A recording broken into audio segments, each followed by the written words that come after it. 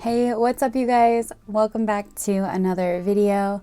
To all of you who have been watching my videos for the past few months, I just want to say thank you. You're all amazing and I love you. For those of you who this is your first video, thank you so much for stopping by. I hope you enjoy this. Today I'm going to put together a video that has been requested a few times, and this is just explaining how I use the monthly budget page within my planner.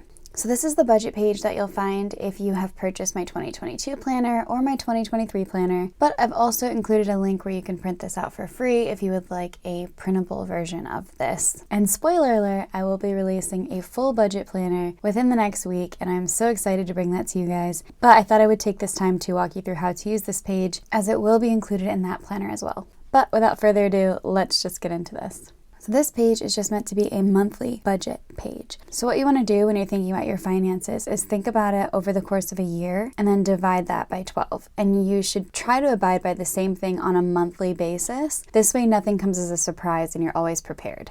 I hope that makes sense. I feel like a lot of us tend to think about things on a month-to-month basis, knowing, oh, I've got this big expense coming up, as opposed to starting in January and planning for a year out. This way when, Christmas rolls around or something like that and you have presents you have to buy or something happens to your car or whatever, that you have been planning for that all year long, and so it doesn't come as a shock. I know I've fallen victim to not doing this myself and have run into car issues or something and been totally at a loss because I didn't have the money at the time. So if that's been you, you're in good company. But if you're here, then that also means that you're trying hard to improve your financial situation, and that is worth something. So now I'll walk you through how I use this page to do exactly that. The first thing you want to do is zoom in here to your income. Here the idea is that you write down your income source, if it's fixed or if it's supplemental, and what that amount is going to be. But an example of your fixed income would be like your typical 9-to-5 job, okay? So you just write fixed here and then write the amount. So let's say maybe that's $3,500 a month for you. And what I like to do here is try to consider the after-tax amount or any other fees. And that especially comes into play when we're talking about our supplemental income. Any of us doing side hustles or are self-employed know that you really need to account for your taxes. So let's go ahead and take a look at some other examples of income. So maybe you also run a blog. This would be considered supplemental income. And let's say that each month that brings in, $250. And let's say that you also have a digital shop on Etsy. This one is going to be supplemental. And for the sake of easy math, we're going to do another $250 here. And like I said, you really want this to be like your take-home amount. So make sure that you're looking into what you're actually being paid out and then subtracting that 30% for anything that was an independent contractor type of job or a self-employed situation. Because come tax season, you're going to have to pay about 30% of that income, which can hit you really hard if you weren't planning for that all year. So I'm just going to go ahead and total this up now. And for this example, the amount of money for my take-home is $4,000 a month. Now the thing I want you to do is to take this number and I want you to multiply it by 0.5, multiply it by 0.3, and multiply it by 0.2. So if we multiply that by 0.5, we get $2,000. If we multiply it by 0.3, we get 1,200. And if we multiply it by 0.2, we get 800. These are going to be some guidelines to help you understand where you're living outside of your means. So this should really be your needs, this should be your wants, and this should be your savings. I always like to do this so that I have an idea for the rest of my budget page where I'm at compared to where I should be. Okay, so we've established the income part. Let's come into our debt. So let's say that the total balance you still owe on your auto payment is, $13,000. And for your student loans, $20,000. Yay, student loans, hooray. And let's say you were keeping a credit card balance right now of about $1,700. Firstly, I always advise against keeping a credit card balance. You want to make sure that you're paying these off in full. And so in an ideal world, if you're using this as if it was a debit card, you're not going to have this here. It's not going to really be relevant at all. And that's the responsible way to use credit cards, and that helps you to earn points and get cash back and fly for free and all of those wonderful things. But only get into that if you are very comfortable with only spending what you have, what you know you can pay off, that you're good at budgeting, and that you're not going to use it in a way that's going to end up hurting you in the long run. However, we've all been there before, so if you are in this situation, then just work on paying that down, and then you can start to work on using your credit card in a responsible way. But definitely know yourself in the situation and know what you can trust yourself with. All right, so we're gonna take a look at our minimum payment. So there's two ways that you can do this. You can put the absolute minimum that you have to pay, that you're required to pay. So maybe for your auto payment, that's $300. And maybe for your student loans, that's more like $275. And then let's say that you have to pay $75 on your credit cards as your minimum. Now you want to total these up. However, some of us are in a situation to pay things down a little bit more. Some of us make our own minimums, right? So maybe the minimum for your student loans is $275, but you're not going to catch yourself spending less than like $350 a month on it. Put whatever that minimum is to you. We all want to pay down our debt faster, so whatever you can afford to do, whatever you're comfortable with after looking at all the numbers, feel free to put that minimum down here. Well, let's go ahead and total this up, and we have $650 now here in our total monthly to pay back for debts. This is a need, so this is going to fall into that $2,000 that we have available for our needs. Next, we have our savings account. Okay, and I know that for my total monthly, out of my paycheck, I should be putting away $800. So I can use that as a guide here for what I'm able to put into each section. So you have a few options here as well. If you have already built up an emergency fund, then maybe you're taking into consideration how much you want to beef it up over the years. So maybe you want to add another $1,200 to it. What you want to do is take that amount and divide it by 12, and that's going to tell you how much you should be putting into your emergency fund each month this year. So if we want to beef it up $1,200, then let's do $100 a month. That brings us down to $700 left, and maybe we have $400 that we want to put into investments, and then $300 into our savings account each month. You can play with these numbers and figure out where you want to put this stuff. But when I say savings accounts here, this could mean a few different things for you. So maybe you have a few different savings that you're trying to save up. And so you can put these into different categories. Maybe you're trying to save up for a down payment on a car and you want to put different amounts and different things on these lines here. Go for it. But just make sure that your total monthly savings doesn't exceed that 20%. That is a reasonable amount for you to be putting away from your paycheck.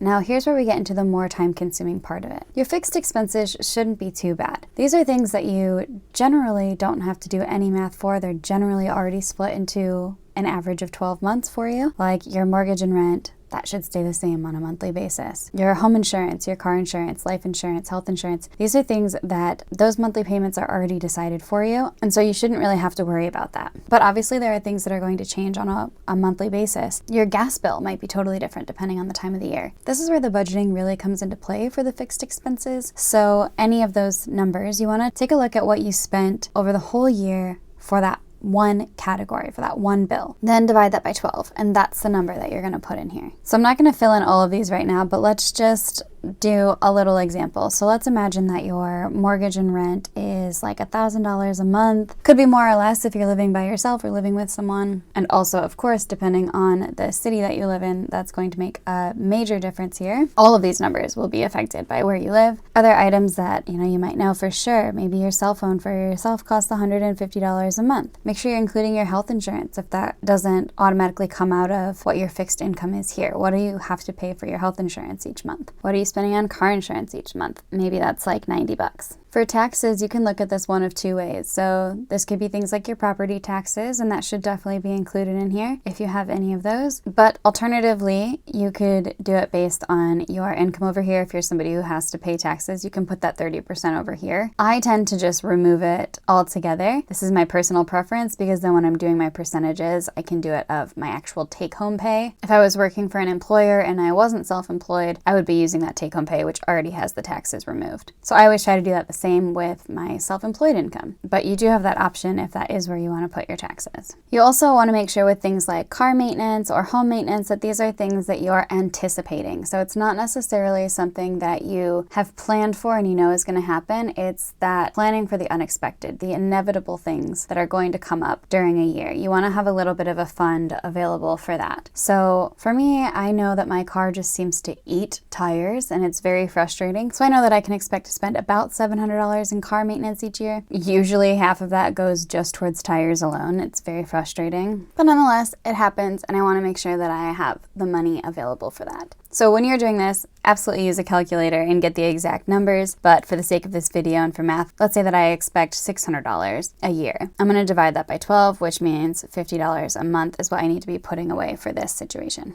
And maybe your pets, between food and potential vet visits, will be like $120 a month. And then memberships would be things like different organizations you're a part of, or gym memberships or something like that. So maybe that's, let's say, $30 a month. And you go ahead and fill in all of these, of course, what they are to you. But I know that the combination of these fixed expenses and the debt here, this total monthly payment for my debts, should equal to $2,000. So I know I really only have room for about $1,350 here, and I think that I've gotten pretty close to that. So let's do some math.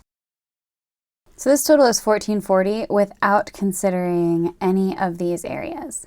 This is where you really need to take a look at, are you living outside of your means? So either A, you need to be finding ways to make more money, which there are plenty of ways out there. You can always make more money. And that's about having that abundance mindset. You can make more money. Finding ways that you can cut back in certain areas. So maybe you don't need that gym membership. Maybe you can be working out at home. Maybe you can call and get a better rate on your car insurance. Maybe you can change your cell phone carrier to one that has good service but is more affordable. Maybe your lease is almost up and you need to be looking at a more affordable place to stay that's more within your price range. So this is one of the most important things about taking a look at your take-home pay and breaking it up into these percentages, because it's really going to help you understand what areas you need to work on. And maybe we've got a little bit of leeway. Maybe we're not actually paying off credit cards. Maybe we've been really responsible with that. That's going to bring that down a little bit closer to that $1,350 point where we want to be. But nonetheless, this is an important thing to be looking at. Now, the next thing we want to do, and this is the part that's actually going to take you a bit more time because these are your variable expenses. So the goal here is to take a look over probably the last 3 months, should give you a pretty decent idea of what to expect. If you've been documenting your stuff for a while and you want to take information for a year, by all means, go for it. But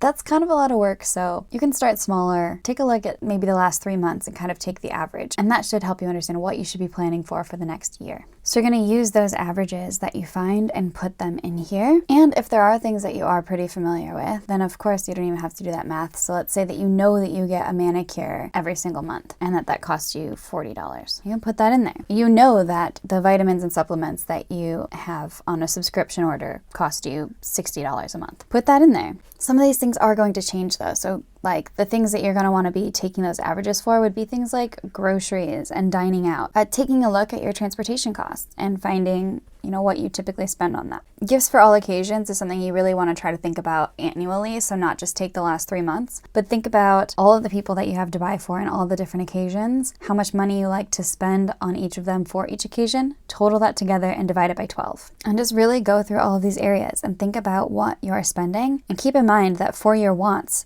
you do not want to exceed $1,200 here. So that's the goal. So if you find that you're going over in this area, then you know that there are certain areas of wants that you're just overspending in and you really need to be cutting back. So the main goal of this entire page is to think about your spending over the course of a year and divide it by 12 and get your budget consistent month to month. It's a lot easier to plan for a consistent month to month budget than to be constantly adjusting it. And then you're more likely to be more equipped to handle situations that come up where you needed to have a little bit of extra money for car maintenance, for a special occasion, things like that. And of course, there are always extra lines for you to fill in things on your own. Now, the next thing that we want to do is take these numbers. So we'll take our income, 4,000, minus our payments. These are going to be our debt payments. So minus 650, minus our savings, which is 800, minus our expenses. So our expenses here between our fixed and our variable are 2640. And we're going to see what our amount here is. And oh no, this puts us at negative 90.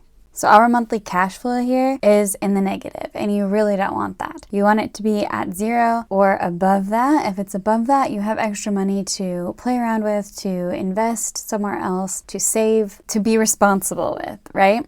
put a little extra towards debt repayment or something. But you definitely don't want to be in the negative, because that means that we're going to have to dip into our savings. And sure, maybe we're like, oh yeah, we have this extra $800, let's do that. But ideally, you don't want to be dipping into your savings to pay your bills, to accommodate your monthly cash flow. It's okay every once in a while, but if this is what your monthly budget is like, you're giving up savings every single month. So you really need to reassess the situation and figure out how you can make it so that you're not spending that much money. I really hope that all of this makes sense. If you have any questions, please leave them in the comments below. I would be more than happy to explain anything that I've talked about today. But keep in mind that everyone's things are going to be different. So the first most important thing is making sure that over the course of a year, you've divided things equally so that you can properly budget for them.